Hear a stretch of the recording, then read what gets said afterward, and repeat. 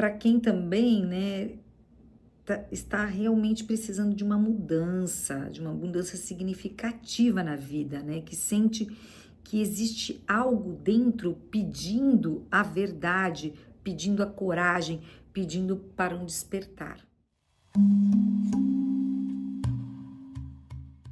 Olá, flores do coração, muito bem-vindo, muito bem-vinda a mais um Oráculo do Coração, na série O Corpo é um Oráculo.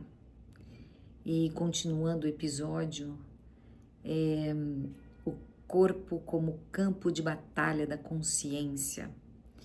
Então aqui eu falo já pedindo desculpas porque eu estou nesse campo de batalha aqui com o meu corpo, que eu estou adoecida e não quis quebrar esse comprometimento, né, com vocês. E também estou sem microfone, então nós estamos sujeitos a barulhos externos, mas também a gente pode aproveitar esses barulhos externos, né, como um campo de interferência. E também dizer que eu vou ler para vocês hoje, porque eu preparei aqui meu estudo, né, muito assim bacana, né, do que eu estou vendo, né, do que eu estou sentindo, do que eu estou estudando também dentro de mim, dentro de um campo muito grande, né, e puxa vida, né, esse episódio assim, ele é um compêndio de psicologia, de espiritualidade, né? Ele diz do campo sistêmico, assim, é maravilhoso, né? Do que eu estou aqui estudando também dentro de mim. Então, eu quero lembrar que o oráculo do coração é um espaço, né? Para quem sente que lá no fundo, né? A vida não é apenas aquilo que parece ser, né? Para quem também, né, está realmente precisando de uma mudança significativa na vida, né, que sente que existe algo dentro pedindo a verdade, pedindo a coragem, pedindo para um despertar, né? Então, para quem não me conhece, meu nome é Prem Muktimai, e o meu serviço nesse mundo é transformar a sua natureza, que é mutável, que é prakriti, é transitória, né? Em consciência, que é purusha, né? Para você lembrar quem você realmente é, né? Então eu vou fazer aqui as rezas iniciais mais rapidamente. Eu quero que você me acompanhe com os olhos fechados, sentindo, né, que essa abertura, né, porque é muito importante a gente começar o ritual, porque esse é um ritual védico, né?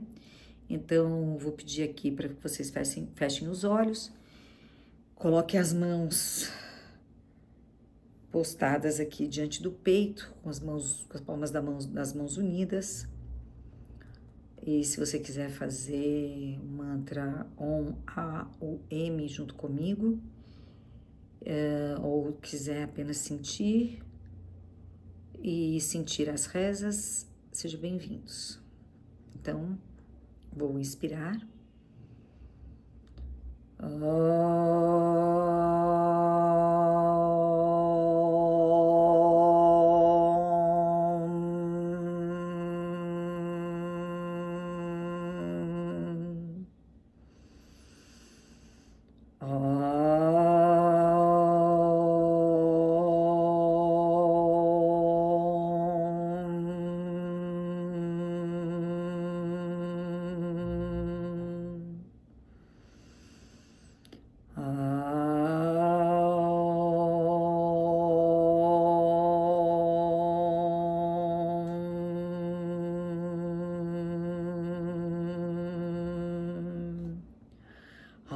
Shri Guru Pyo Namaha Hari Om.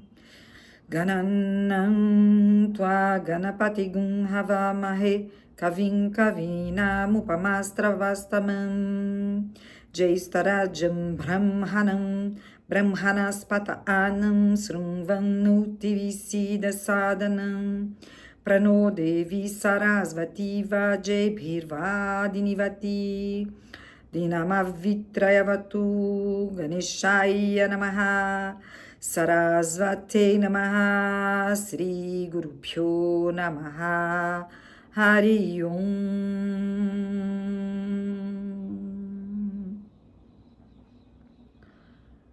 Saudando o Senhor Ganesha, que é o Senhor guardião do templo, que tira os obstáculos. Saudando a deusa Sarasvati, a deusa do conhecimento, da comunicação, das artes. Pedindo aqui ao Senhor Ganesha que abra as portas do nosso templo para que chegue a inspiração divina. Om Ekadantaya Vidmahi Vakratundaya Didmahi Tanno Dante Prachodayat. Om Ekadantaya Vidmahi Vakratundaya Didmahi Tanno Dante Prachodayat. Om Ekadantaya Vidmahi Vakratundaya Didmahi Tanno Dante Prachodayat. Om Shanti Shanti Shanti. Saudando o Guru para que nos ajude, que pegue a nossa mão e que leve para a nossa batalha interna, segurando as rédeas dos nossos sentidos, para que possamos enfrentar a batalha com leveza, com amor, com coragem. Guru Brahma, Guru Vishnu, Guru Devo Maheshvara, Guru Sakshat Parabrahma, Tasmai Shri Gurave Namaha. Guru Sharanam, Hari Sharanam, Satya Sharanam, Prabhu Sharanam. Om Sri Satya Mahaprabhu Ki Jai Ho.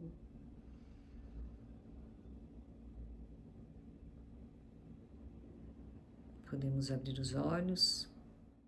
Bom, eu vou recapitular aqui a história do Mahabharata para que possamos dar uma continuidade ou começar o Bhagavad Gita, que é esse o objetivo, que significa a canção do divino. Gita é canção, Bhagavan é divino, Bhagavad Gita, né? É onde o personagem Krishna, que representa o supremo, o eu superior que está dentro de nós, que vai ensinar para o ego humano, que é Arjuna, um outro personagem, como enfrentar a batalha, porque é uma guerra que vai acontecer. Então, como que ele vai enfrentar a batalha?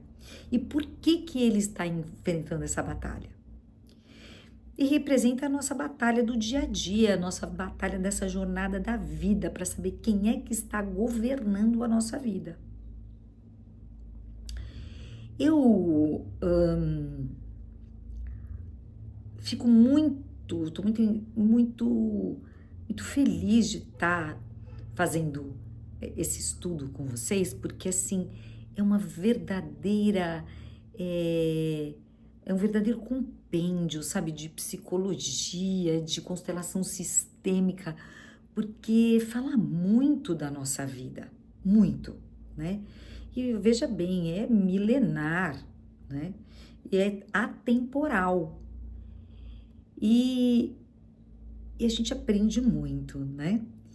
Então, olha só, né? O Bhagavad Gita, né? Ele nasce dentro de um campo muito maior, que é o Mahabharata. Né? Nele acontece, no Bhagavad Gita acontece uma guerra muito importante. E essa guerra são entre dois lados, né? Como sempre uma guerra, né? Mas não são dois lados inimigos a princípio, né? Eles, não é que eles não se conheçam, né? Eles são da mesma família. É uma guerra familiar. Tá entendendo? E do mesmo sangue. E que representam dois lados, duas forças que estão dentro de nós também. Então, essa guerra não é externa, essa guerra é interna. Essa guerra fala de um campo, né? Um campo que foi criado pela ancestralidade. Né? Veja bem. Então, é uma narrativa de uma mesma linhagem em conflito consigo mesmo, que é a família dos Kuros. O único sangue, um único campo, uma única consciência sendo fragmentada, né? E tudo começa antes do Bhagavad Gita, né? E começa em escolhas feitas em nome da ordem. Escolhas feitas, mas desconectadas da verdade. Começa com pactos e lealdades cegas. Olha que importante isso para nós. Né? Porque a gente não conhece a verdade. Então a gente acha que a gente está fazendo o bem, mas de repente a gente está cego. Né? Então a história começa com Bhisma.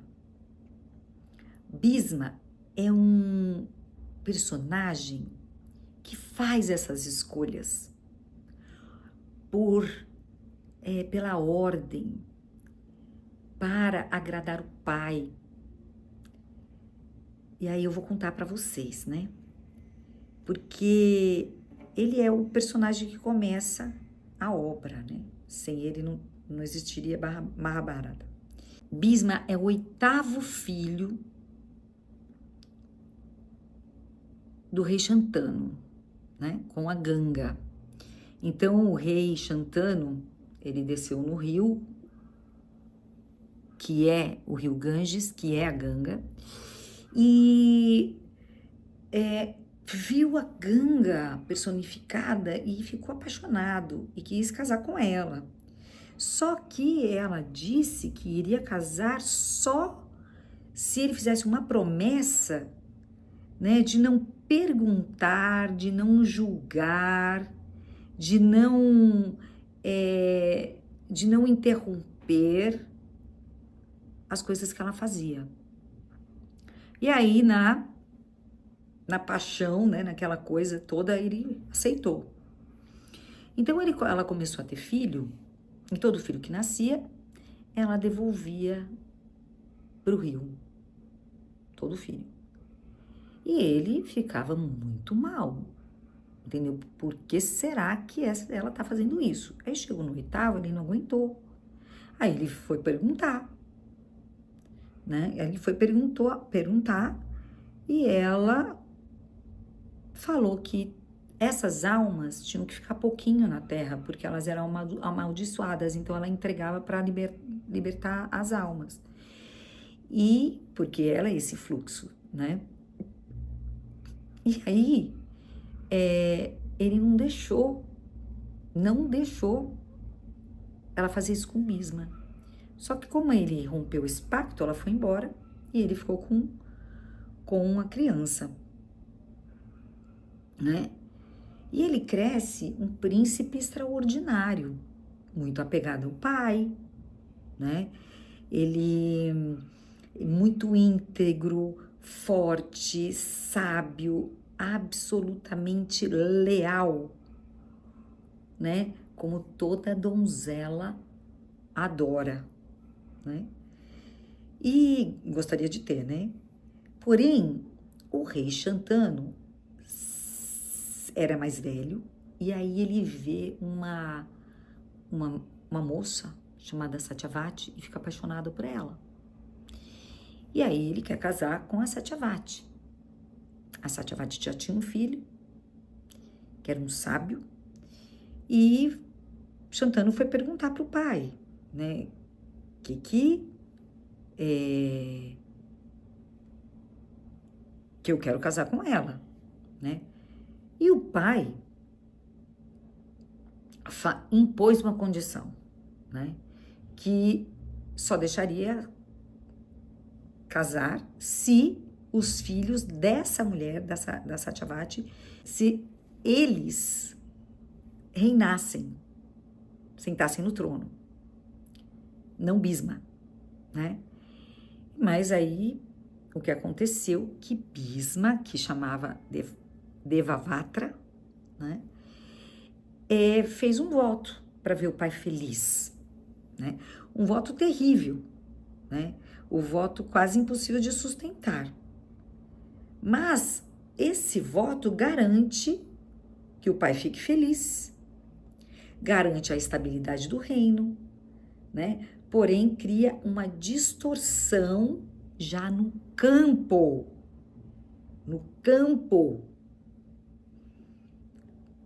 sistêmico, né? Já cria uma distorção.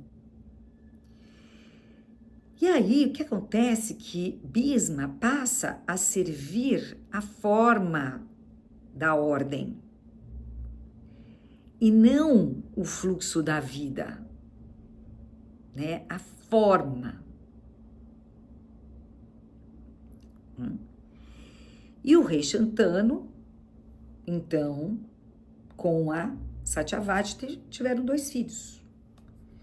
Eu não vou falar o nome aqui, né? Mas um filho morre cedinho, né? E o outro cresce, vira rei, porém morre cedo sem deixar herdeiro, né? Que aí fica sem ninguém sustentar o reino. Então, os 2 morreram, deixando 2 viúvas. Então, para a linhagem continuar, o rei recorre a uma prática, um ritual antigo, onde é chamado um sábio para ter relação sexual com as viúvas, e esse sábio não vai ser o pai deles, é como se ele fosse lá só para isso, e os filhos são dos que morreram, junto com as viúvas, né? E para ter filhos e continuar a linhagem, né? Então, esse sábio teve relação com as 2 viúvas, onde nasceram 2 filhos. Um se chamava Dhritarashtra, que nasceu cego, e por ser cego, não podia reinar, né? Não podia governar oficialmente. Porém, ele vai permanecer no poder mais tarde através dos seus filhos, né? Porque ele vai tomar o trono do irmão, né? E ele casou-se com a Gandhira e teve 100 filhos, sendo que o primogênito, chamado Duryodhana, era um ser esquisito, né? No seu nascimento, escureceu tudo, as aves foram embora, uma desgraça aconteceu e os sábios falavam assim, manda esse menino embora, tal, mas, né, o rei não quis, a mãe não quis. Bom, e essa família de Dhritarashtra ficou conhecida como os Kauravas. Os meninos, né, o sábio com as viúvas, a outra viúva teve um outro filho chamado Pandu, né? E que se tornou rei, né? Mas ele foi amaldiçoado, né? A não poder se unir sexualmente a uma mulher. Mas ele teve filhos advindos não de relação física, mas por invocação divina, de forças divinas, né? E ele teve 2 esposas. A primeira, que era Kunti, ela tinha um mantra sagrado para chamar essas divindades, para invocar as forças divinas, para gerar os filhos sem relação sexual. E ela invoca, primeiro filho, ela invoca a força do Dharma, que é a lei cósmica, né? E ela gera um filho que representa a consciência ética, a retidão interior, o equilíbrio. E depois ela invoca Vayu, que é a força do vento, do prana, né? Ela que significa força vital, e gera um outro filho que representa a potência viva, o corpo, a força, energia, apetite, coragem, né? Proteção.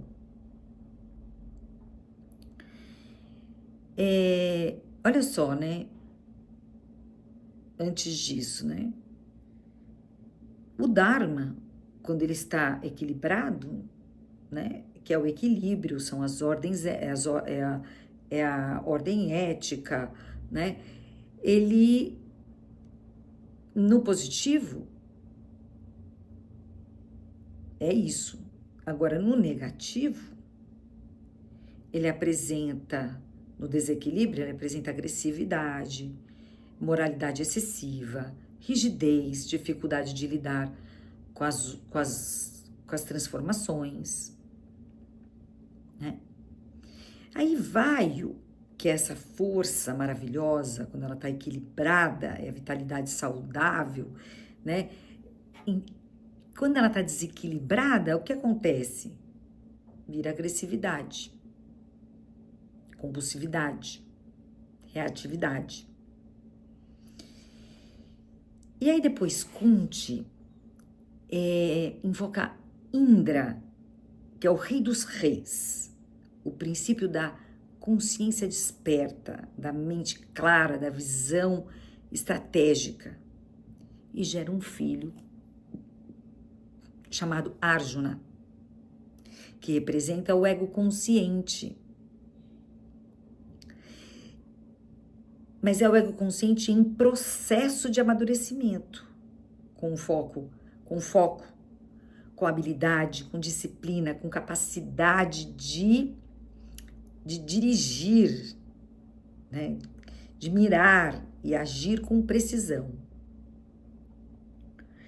Em equilíbrio, representa isso tudo.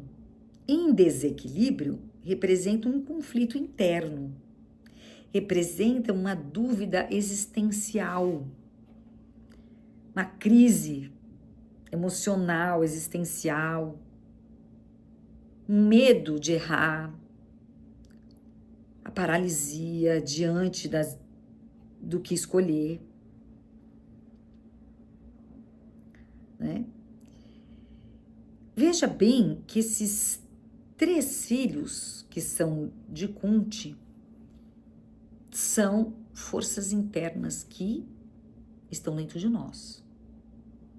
Nós temos todas essas forças. Então, quando a gente está equilibrado, a gente tá com essas forças vivas, né? Equilibradas. Mas quando não, acontece tudo isso, né?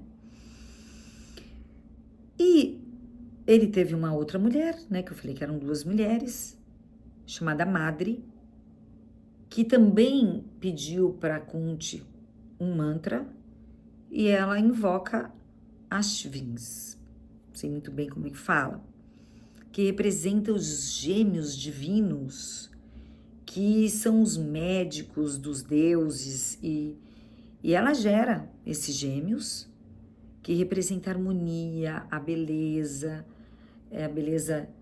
eles estão sempre entre a matéria e o espírito, então representa a matéria, a beleza do corpo, da mente, né? E esses são os Pandavas. São 5 filhos. São os Pandavas. Os Kauravas são 100 filhos. Veja bem. Então,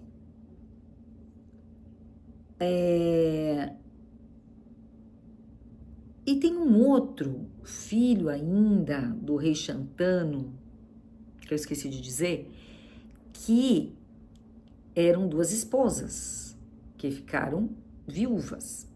Só que um nasceu cego e o outro nasceu pálido. Porque um nasceu cego porque a viúva viu o sábio, e o sábio como era um sado, um asceta, que é aqueles caras que ficam com o corpo coberto de cinza, sabe? Que aparece na televisão, que a gente vê na Índia, Mahakumbh. E ela levou um susto e ficou com medo, e quando ela foi fazer a relação sexual, ela tampou os olhos, e aí o que aconteceu? O filho nasceu cego. Aí Pando, ele nasceu sem energia vital, porque quando ela viu, a outra viúva viu o sábio, levou um baita susto e ficou pálido, aí nasceu o filho sem vitalidade e ainda amaldiçoado. Depois, né, ele foi amaldiçoado por outra coisa, né? E aí, olha só, a rainha, a Satyavati, vindo que não deu certo nenhum dos dois, pediu para uma das viúvas encontrar de novo com o sábio, mas ela ficou assim, pelo amor de Deus, eu não quero. Aí ela teve uma ideia de mandar uma serva. E essa serva foi. E essa serva foi com muito acolhimento. E aí, dessa serva, nasceu o Vidura, que ele era um sábio também. Ele tinha o Dharma mesmo, sabe? Ele era do Dharma. Só que ele não poderia reinar, porque ele era filho de uma serva. Os 3 do mesmo pai, mais ou menos, porque não contava nesse ritual. Mas ele era filho de uma serva, então ninguém escutava. Ele era um baita sábio, previa, via, ele tinha um olhar dividente, mas ninguém ligava para ele.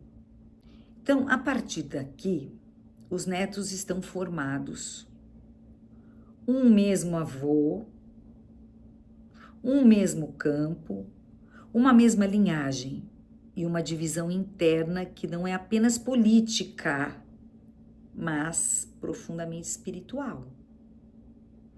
Começa com escolhas feitas em nome da ordem, mas desconectadas da verdade. Começa pactos, votos de lealdades, mas são cegos esses votos. Começa com um Bhisma que faz o voto para proteger o trono, porque ele acredita que ele está servindo ao Dharma, às leis cósmicas. Mas ele serve mesmo a forma de Dharma, e não o coração do Dharma, a essência do Dharma. E toda vez que alguém confunde forma com verdade, cria-se um karma silencioso. Porque a forma é da matéria, né? Esse karma atravessa gerações. Pando, lembra do Pando? O pálido, que ama 5 filhos, que não pode ter relação sexual, então a mulher invoca as forças. Pando. E de Dhritarashtra, que tem 100 filhos. Pando e de Dhritarashtra, filhos, netos, ninguém está fora desse campo. Vidura enxerga, mas ele não governa. Dhritarashtra governa, mas não, né? Governa, mas não governa, né? Porque ele é cego. E o cego, a cegueira não é física, né? Não é. A cegueira é que ele ama mais o próprio apego do que a verdade. Né?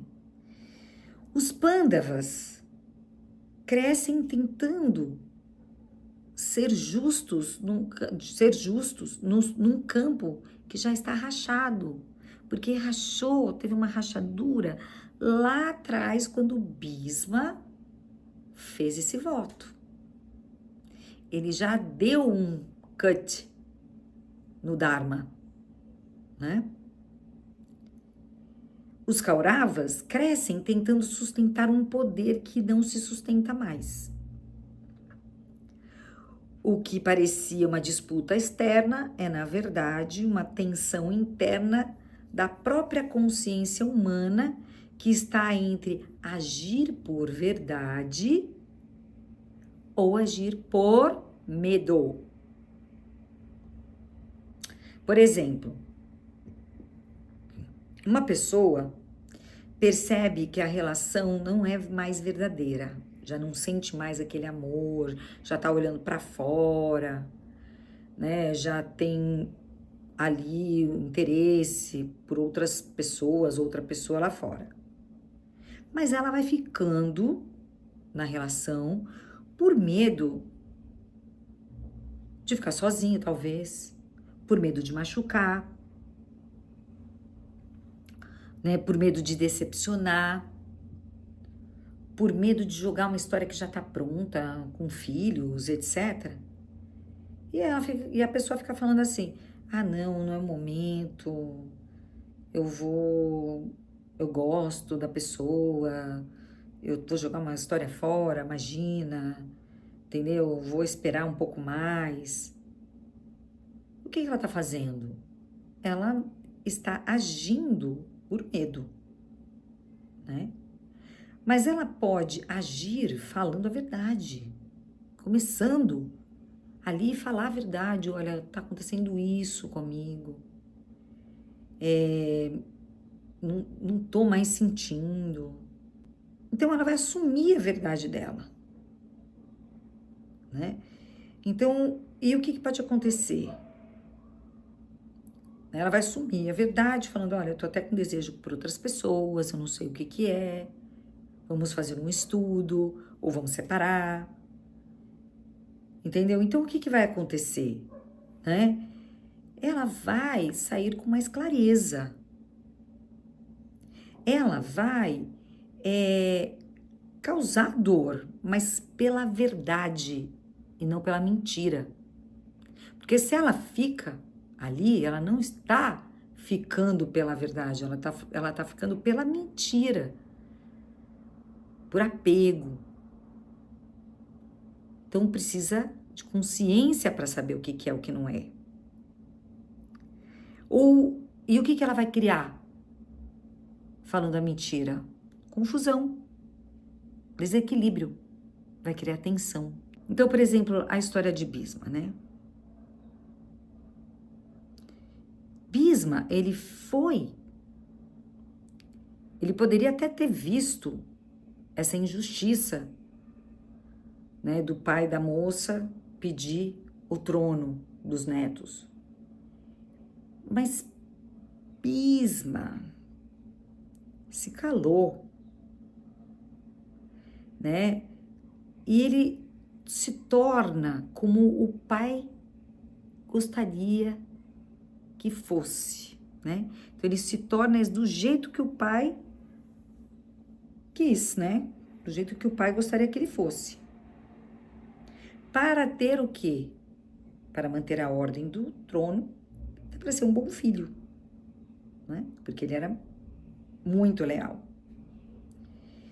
Ele escolhe a paz aparente para não decepcionar o pai e sacrifica a sua verdade, a sua fluência da vida. Então ele agiu por medo. Ele agiu por excesso de dever. Ele poderia ter dito algo. Poderia ter visto que não era bem assim, como uma pessoa que vai se moldar de acordo com o pai e com a mãe. Então essa pessoa, ela pode cortar esse padrão falando alguma coisa, dizendo algo que nunca foi dito. Não para causar, mas para falar a verdade, né? Para trazer consciência, para encerrar esse padrão, né? Porque isso quebra uma lealdade invisível e que libera gerações futuras, né? Libera coisas do passado e também ajuda as gerações futuras. Então veja que a guerra do Mahabharata nasce no ventre da mesma família sanguínea, no mesmo campo ancestral, no mesmo campo sutil. Eu digo campo sutil porque eu estou falando de um campo invisível, mas que ele é vivo, ele é ativo, onde se inscreve padrões emocionais não resolvidos, escolhas éticas ou antiéticas repetidas, desejos, medos, apegos, memórias ancestrais kármicas, intenções que não chegaram para a consciência. E esse campo, ele não é individual, sabe? Porque esse campo está no contexto, né? Familiar. Não se trata de um conflito entre sangues diferentes, mas de uma fratura interna, de uma rachadura interna. Uma família Kuros que se fragmentou porque passou a agir a partir de princípios opostos. De um lado, o Dharma, que é agir alinhado com a verdade, com a responsabilidade interior, né? Com equilíbrio, mesmo quando as situações ficam difíceis. E do outro lado, a Dharma, que é agir movido pelo medo, pela ambição, pela inveja, pelo poder, pela negação da própria sombra. Não vê nada disso, entendeu? E veja bem de onde que vem essa guerra, né? Nós podemos até falar que que vem de um campo sistêmico. Mas o que é esse campo sistêmico?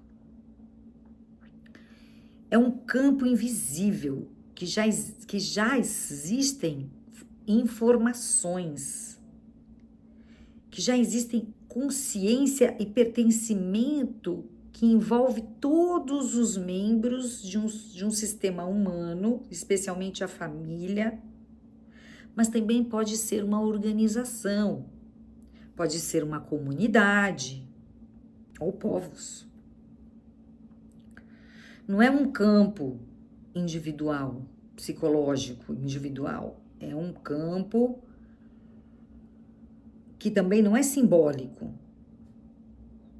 É um campo real, invisível, que guarda as memórias, as lealdades, os destinos, as exclusões e os vínculos de todos que pertencem ou pertenceram ao sistema. Essa é uma visão do Bert Hellinger, né, da constelação sistêmica. E o que esse campo contém são as histórias não resolvidas da ancestralidade, dos ancestrais, pessoas excluídas, esquecidas ou rejeitadas, mortes precoces, abortos, crimes, vítimas e algozes, destinos difíceis que não foram reconhecidos, amores interrompidos, perdas não elaboradas, e tudo isso, nada desaparece do campo, tudo fica ativo, pedindo resolução. E como esse campo atua, né? Atua por lealdades inconscientes. Atua por algum ou alguns descendentes que podem inconscientemente viver a dor de um ancestral. Uma pessoa pode adoecer, fracassar ou repetir padrões por lealdades invisíveis. Isso acontece, né? As crianças podem carregar pesos que não são delas. Os movimentos automáticos de compensação e equilíbrio. E esses movimentos não são conscientes, eles acontecem antes do pensamento, no nível profundo da alma do sistema. Vamos pensar aqui como é que ele manifesta aqui no Mahabharata. Dhritarashtra, ele é cego, nasce cego. Essa cegueira não é apenas física. Veja só como isso se manifesta na história, né, do Mahabharata. Dhritarashtra nasce cego. Essa cegueira não é apenas física. Ela expressa o campo que não pode ver a verdade. Ele ama o filho e por isso não consegue corrigir, confunde, né? Amor, né? Ele sabe que o filho está errado, mas ele não age. Esse é o retrato de uma consciência que percebe o erro, mas é dominada pelo medo da perda. Por outro lado, o pando nasce sem vitalidade para viver e não pode sequer tocar a sexualidade, porque também não pode nem gerar filhos. Aqui, o campo expressa um afastamento da força vital, da potência de encarnar plenamente. Então, esses dois polos são cegueira e impotência, que já mostram a fratura do campo. Ou se perde a visão da verdade, ou se perde a força de viver a vida. Os Pandavas crescem tentando ser justos, dentro de um campo que já perdeu o eixo, né? Eles buscam a verdade, a organização, mas vivem injustiçados, exilados, com provas constantes, né? O preço da verdade nesse campo é sempre alto, né? Os Kauravas crescem tentando sustentar um poder que já não sustenta mais, e eles sentem lá no fundo que algo tem de errado. E é justamente o medo que os torna mais violentos, mais controladores, mais gananciosos. É Bhisma, né? Bhisma, né? Na ancestralidade da família Kuru, a sexualidade quebra um pouco radical, né? Pelo dever, pela ordem, pelo equilíbrio do trono. Bisma, ele faz um voto que interrompe a continuidade natural da vida. Separa amor de corpo, separa honra de Eros, coloca o ideal acima da pulsão de vida. Sexualidade é força vital, que flui, que cria, que se entrega, que continua a vida. E quando essa força é negada, ela é controlada, é interrompida, é idealizada ou usada para o poder, ela não desaparece. Ela retorna distorcida. Então, esse voto de Bisma criou um campo de que o desejo não encontra o lugar legítimo. O que acontece depois no campo ancestral, quando a sexualidade não pode fluir, é que vira medo, vira controle, vira ganância, posse, violência. Porque o impulso básico da vida continua existindo, mas não encontra o canal saudável. Ele fica sem o canal saudável. Os Kauravas, eles têm o poder no lugar da vida. Eles crescem dentro desse campo e tentam possuir território, controlar as pessoas, acumular poder, dominar o outro. Isso é a sexualidade deslocada para o poder, compreende? O controle é Eros reprimido, ganância é vida não vivida. Então, veja só como que é isso. Os Pandavas não nascem da sexualidade diretamente, entendeu? Nessa fragmentação da origem. Eles são filhos de deuses, de forças, Então, são de origem fragmentada. Isso mostra um campo onde a vida só pode continuar fora do corpo. A sexualidade humana perdeu a legitimidade. Eles buscam o Dharma porque precisam reordenar o fluxo da vida. A ancestralidade o campo fala mais alto que o indivíduo. E nada disso começa com os filhos, Eles herdam. Deu para entender?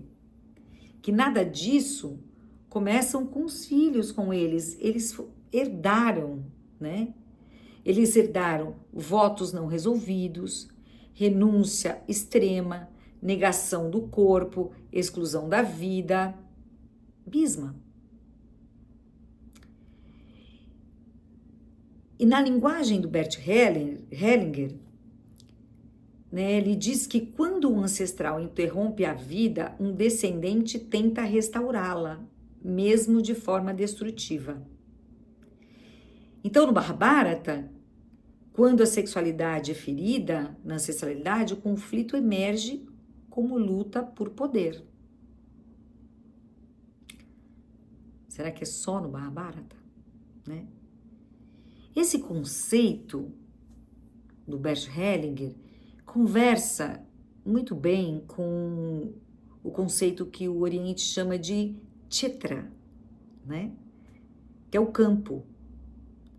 Ambos são campos e ambos não são o ser, que é o campo sistêmico,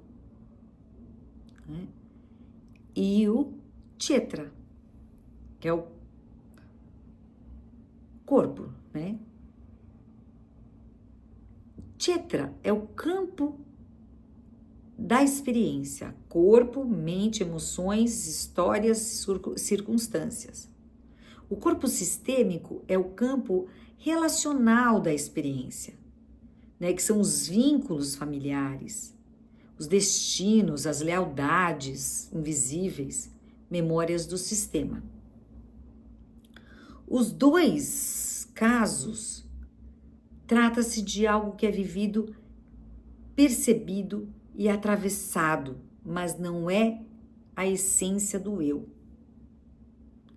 Ambos funcionam independentemente da vontade do ego, porque em nenhum dos casos o ego está no comando. Os dois carregam condicionamentos invisíveis.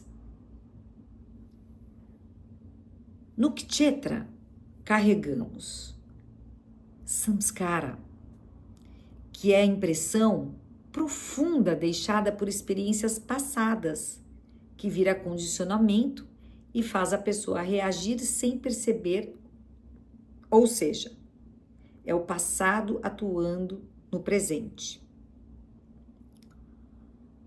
Ou seja, são as reações. No Kshetra, carregamos os karmas, que é o movimento criado por samskara. É a ação que nasce do condicionamento que gera uma reação. No corpo sistêmico, carregamos destinos ancestrais, exclusões, lealdades inconscientes, repetições de dor. E o sofrimento nasce quando o indivíduo se identifica com o que pertence ao campo. E ambos se revelam quando são observados. Tanto no Kshetra, tanto no campo sistêmico. Então, pessoal, no Gita, a libertação surge quando uma palavra Kshetranija, não sei bem se é isso, mas é aquele que observa, que não é o Krishna, não é a figura de Krishna, né? Mas é aquilo que observa, que é a consciência que observa tudo, reconhece Kshetra como campo, né?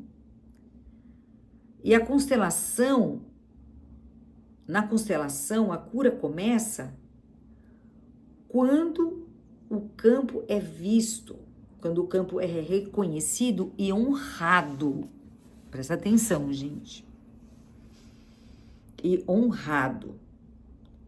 E a consciência é o elemento curativo nos dois. Né? Existe uma diferença essencial. É que o Kshetra é o campo individual da consciência encarnada e o campo sistêmico é o campo coletivo, relacional, no qual esse indivíduo está inserido. Então, podemos dizer que o Kshetra é o palco e o campo sistêmico é o roteiro herdado. E o ser é a consciência que assiste. E quando ela vê, começa a libertação. Então, vamos aqui usar o Mahabharata como exemplo, porque ele é ao mesmo tempo Kshetra e também ele é campo sistêmico, em movimento. O épico começa assim: Kurukshetra não é apenas um lugar geográfico, é o Kshetra, que é o campo onde a experiência acontece.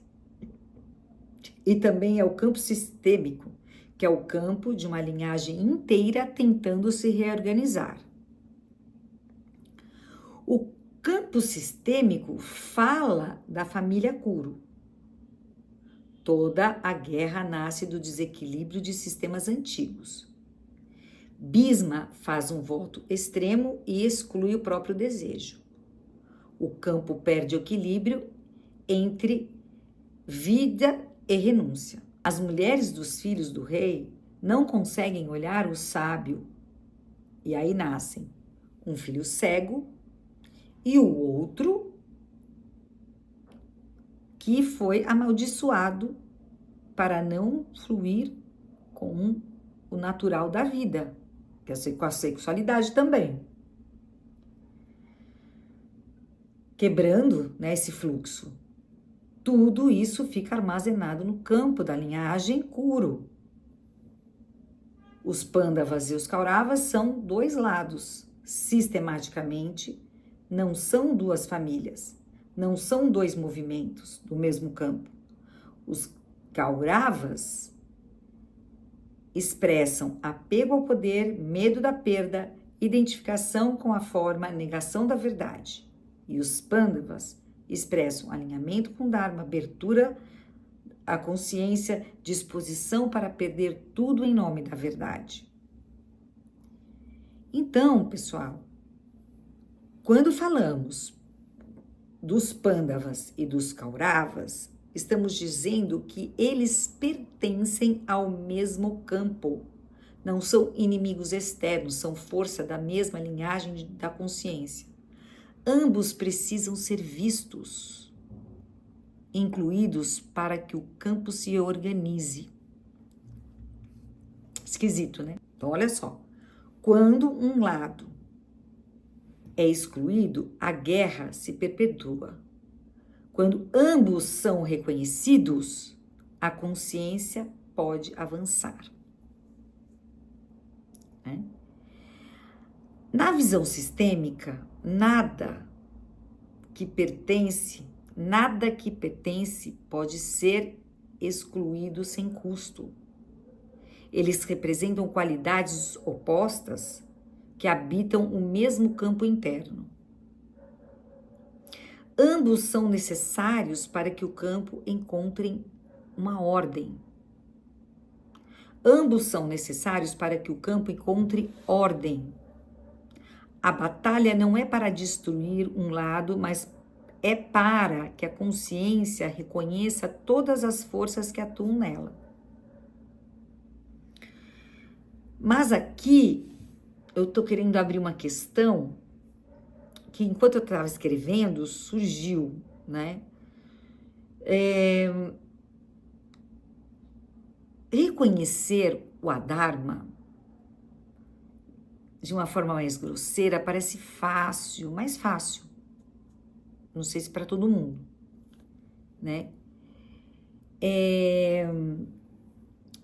Porque dá para ver, né? Quando dá para ver uma trapaça, dá para ver a violência, dá para ver uma reatividade, quando a pessoa entra numa ira, né? Mas o difícil é quando o Adharma, ele fica disfarçado em Dharma, né? Então, olha quanta necessidade que a gente tem de se conhecer, de se trabalhar, de conhecer esses exércitos, tanto um como o outro, né? Porque às vezes eu posso achar que eu estou praticando o Dharma, no entanto, eu posso estar me enganando, eu posso estar no auto-engano. Né? Então, por exemplo, uma pessoa muito disciplinada, ela pode ter uma rigidez muito grande, gerada pelo orgulho, pela soberba. Eu posso ser uma pessoa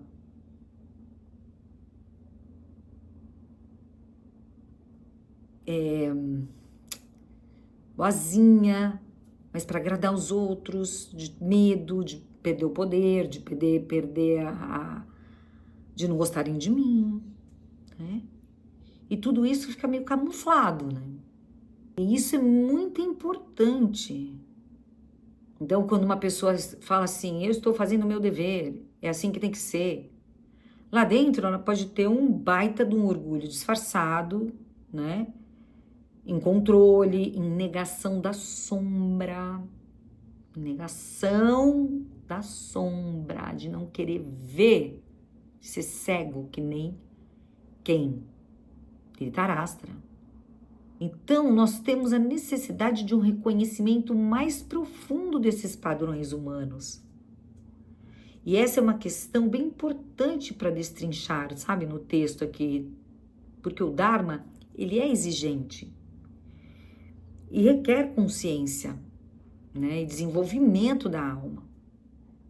Gente, essa disputa entre essas duas forças não é apenas na história, né? Ela acontece aqui dentro de nós, de cada um, né? No campo, no aqui no agora, no campo interno do corpo, onde essas partes da psique entram em guerra, onde se decide quem que vai conduzir a vida, a essência ou é o ego? Quem que vai conduzir a vida? É a parte que busca a verdade ou é a parte que ainda quer manter privilégios, invejas, ambições, poder, negação da própria sombra, orgulho, cobiça, trapaças?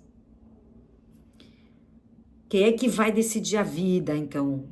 Aquela parte que quer amadurecer ou é a parte que tem, assim, resistência à transformação? Porque isso não se trata de inimigos externos.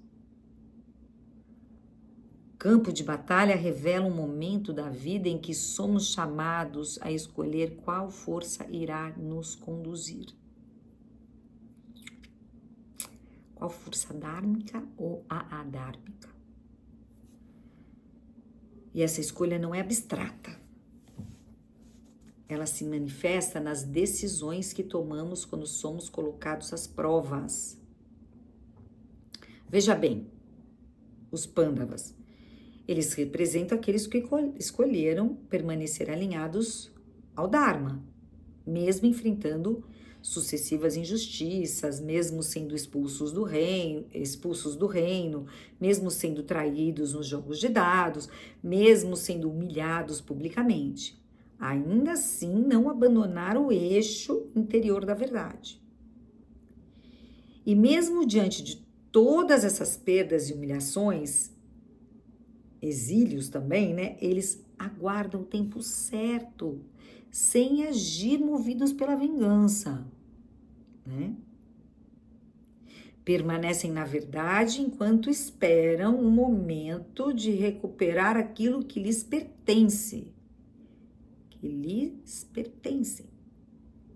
legitimamente, que é o reino de Hastinapura, né?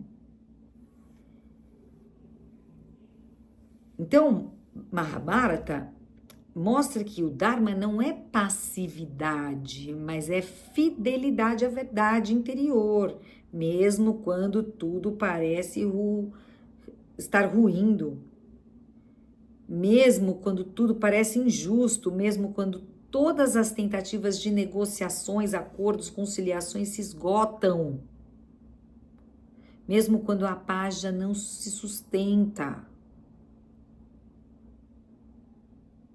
mesmo quando a guerra torna-se inevitável.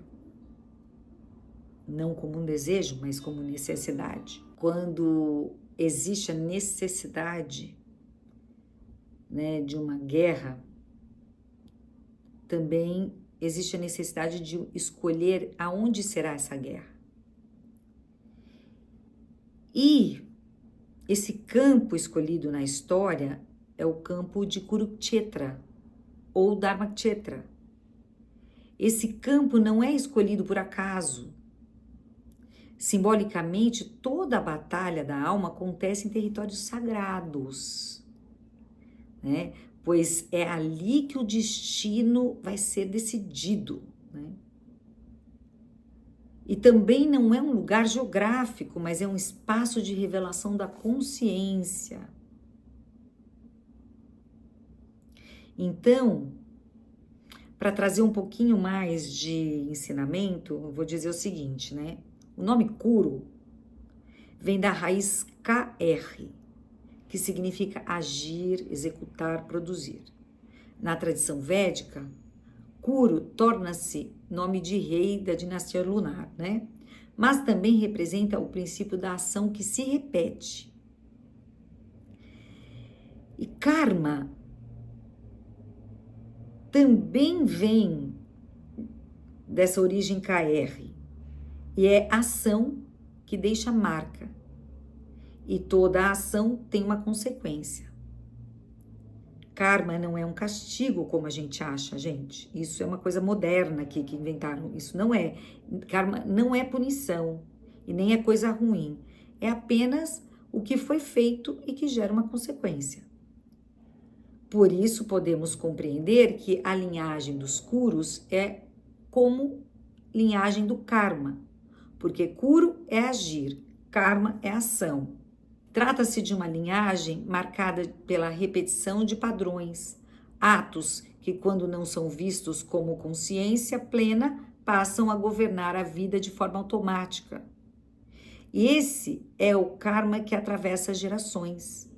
Não porque alguém tenha desejado mal, mas porque é por algo essencial que não foi vivido plenamente. Por exemplo, um avô autoritário gera um pai reprimido emocionalmente. Esse pai reprimido emocionalmente vai gerar um filho ansioso. Ninguém escolheu ferir ninguém, entendeu? Mas a ação inconsciente tornou-se um padrão e isso é um karma familiar. Então, o sofrimento nasce quando a ação se repete sem presença, quando o corpo reage antes da consciência, quando o padrão governa a vida, né? E é exatamente aí nesse território, né, nesse campo de repetição inconsciente, que o Bhagavad Gita se abre como um chamado para a consciência, né? E veja bem, né? Kuru Kshetra, né? A gente falou do Kuru. Kshetra é o campo, território, espaço onde a batalha acontece. E Krishna é muito claro ao afirmar que este campo é o corpo. Portanto, Kshetra é o corpo, a mente, o sistema nervoso, e nada acontece fora do Kshetra, né? E Kuru e Kshetra juntos expressam isso como com precisão, ação e campo, karma e corpo, vida e experiência acontecendo simultaneamente. Kuru Kshetra é o corpo humano em crise, é o campo da vida real, é o lugar onde a escolha precisa acontecer. E quando a gente diz assim, estou péssimo, não estou com vontade de fazer nada, estou doente, estou ruim, isso significa o karma no corpo. O corpo como resultado de ações inconscientes repetidas. O corpo mostra o que a mente não consegue digerir.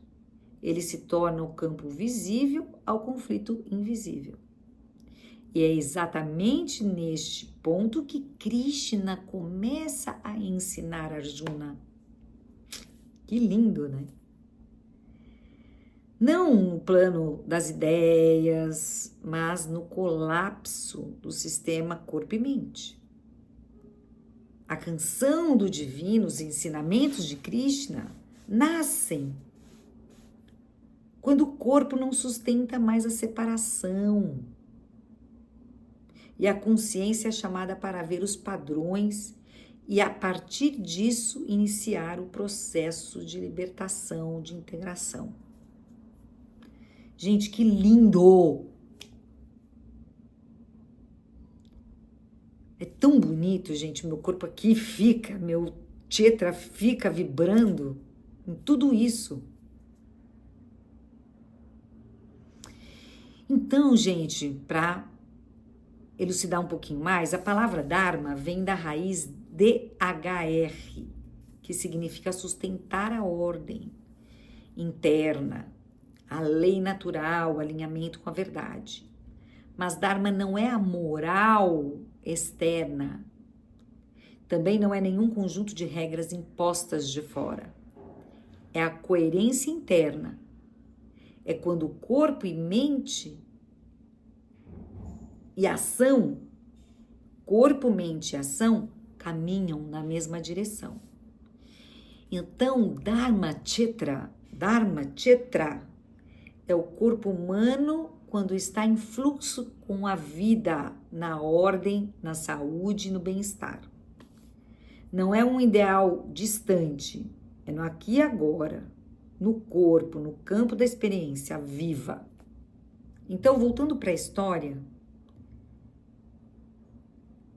eles resolvem que vão se enfrentar. Então, toda a Índia se organiza em torno desse conflito. Os aliados do Dharma se unem com os Pandavas, os aliados do Adharma se unem com os Kauravas. Krishna oferece para os dois lados, para eles escolherem, né? De um lado, ele próprio sozinho, como dirigente, né? Como auriga, como guia, auriga segurando a carruagem, sem lutar. Do outro, o exército poderoso, com as maiores forças guerreiras reunidas. É um exército que, a princípio, sustenta o universo, que representa a força cósmica em expressão material e em ordem universal, e o poder da conservação, ou seja, o exército de Narayana. Mas, quando são escolhidos sem consciência, sem dessas forças, eles se tornam adármico, instrumento do Adharma. Então, o Arjuna escolheu Krishna. O Duryodhana escolheu o exército, né? E o seu erro foi escolher a força, mas rejeitar a consciência que poderia orientá-lo. Então, os Pandavas partem de longe. Eles não estavam no palácio de Hastinapura, né? Então, vieram de terras distantes, reunidos de caravanas, de exércitos, carruagens, armas, estandartes. Atravessaram aldeias, cidades, florestas, trilhas, estradas de terra, até finalmente alcançarem o grande planalto de Kurukshetra, né? Gente, isso é maravilhoso. E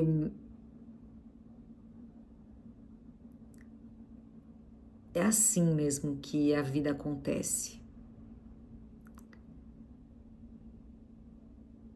Eu sinto que eu vou falar no próximo oráculo é quando eles chegam no campo de Kurukshetra. Porque quando eles chegam, acontecem tanta coisa. E só a travessia de Arjuna ir para o centro do campo para ver os dois lados, acontece tanta coisa, tanto símbolo, que vale a pena a gente fazer um oráculo só. Porque a gente aprende muito, é muita coisa para aprender. Então eu vou parar aqui hoje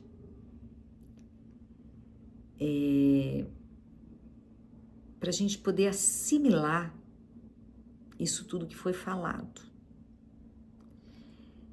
Para a gente poder estudar todos esses padrões que temos. Acho que todos demoram um tanto, né? Porque no trabalho de autoconhecimento, a gente precisa ter consciência que a alma, ela não dá saltos.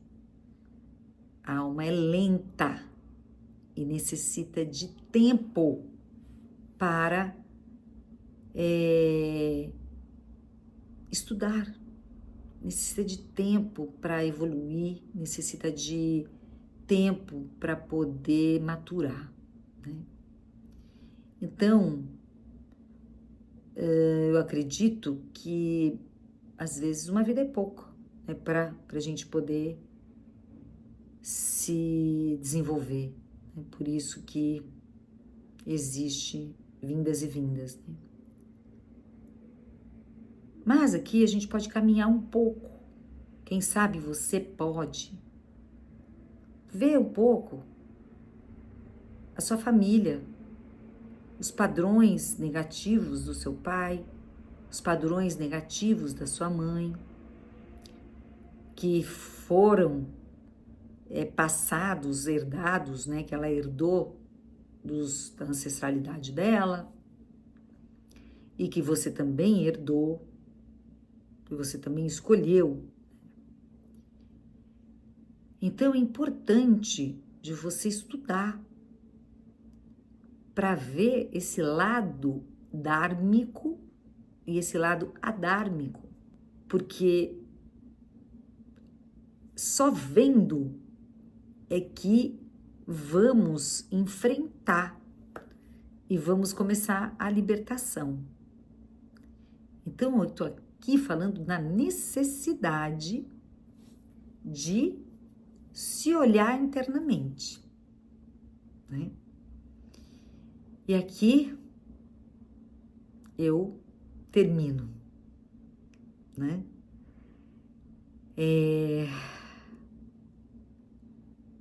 Hare Krishna, Krishna Krishna, Hare Hare, Hare Rama, Rama Rama, Hare Hare. Hare Krishna, Krishna Krishna, Hare Hare, Hare Rama, Rama Rama, Hare Hare. Hare Krishna, Krishna Krishna, Hare Hare, Hare Rama, Rama Rama, Hare Hare.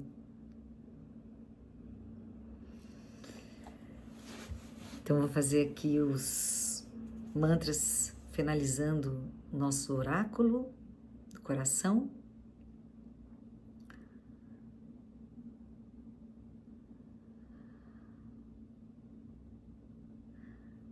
Om Sarve Bhavantu Sukhinaha, Sarve Santu Niramaya, Sarave Bhadrani Pashantu, Makashitu Kababawe.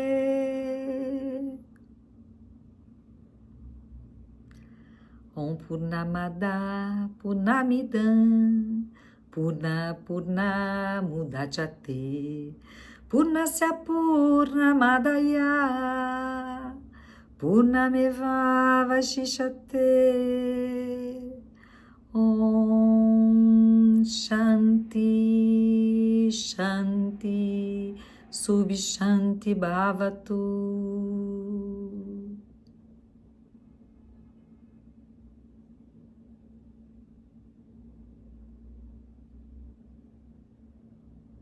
Sri Satyamahaprabhu Ki Maharaj Ki Jai Ho.